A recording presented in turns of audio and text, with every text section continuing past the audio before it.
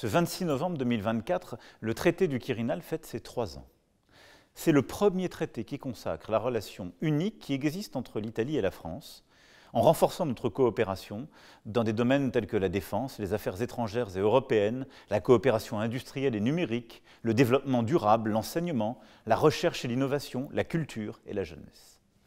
3 ans après sa signature à Rome, aux côtés du président du Conseil, Mario Draghi, et du président de la République italienne, Sergio Mattarella, le bilan est très positif. Avant tout parce que le réflexe franco-italien est désormais bien enclenché à tous les niveaux.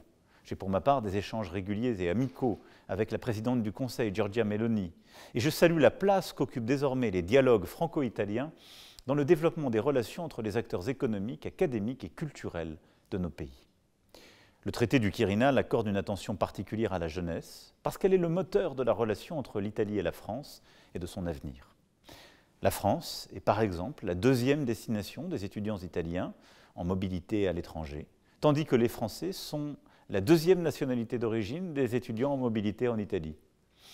Et au-delà de ces échanges estudiantins, de partenariats de recherche que nous avons également, les liens se sont renforcés avec nos alliances d'universités européennes qui rassemblent les universités italiennes et françaises nombreuses.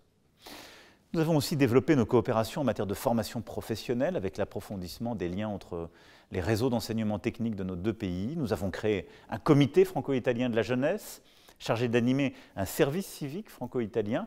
Et enfin, pour la 3e année consécutive, le nouveau Grand Tour, qui est un programme de résidence artistique, permet à plus d'une centaine de jeunes talents européens de moins de 30 ans, en Italie comme en France, de développer leurs projets artistiques. Je ne suis pas complet, mais je pense que tout cela dit un peu de comment nous assurons un dynamisme futur de la relation entre nos 2 pays. L'une des valeurs ajoutées du traité du Quirinal est de mettre notre relation bilatérale au service de notre Europe.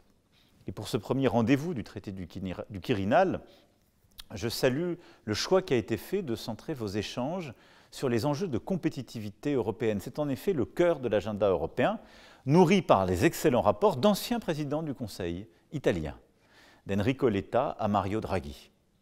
L'Italie et la France, en effet, partagent de larges convergences sur ce sujet et je crois que nos 2 gouvernements souscrivent aux grandes conclusions de ces 2 rapports. Il nous faut renforcer les fondamentaux de notre compétitivité au service de notre prospérité, avec en particulier un approfondissement de cette union économique qui nous singularise pour éviter son décrochage, par le marché unique, l'innovation, la simplification réglementaire, les interconnexions, la décarbonation énergétique, l'investissement public et privé.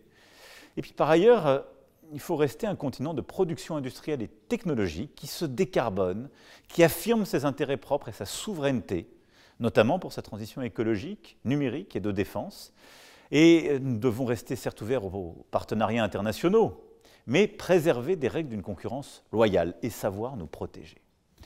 Face aux défis auxquels nous sommes confrontés aujourd'hui, j'aimerais que dans l'esprit du traité du Quirinal, nous fassions aussi souvent que possible des propositions conjointes, ensemble à nos partenaires européens, qu'il s'agisse d'ailleurs de l'agenda de souveraineté ou de la compétitivité européenne.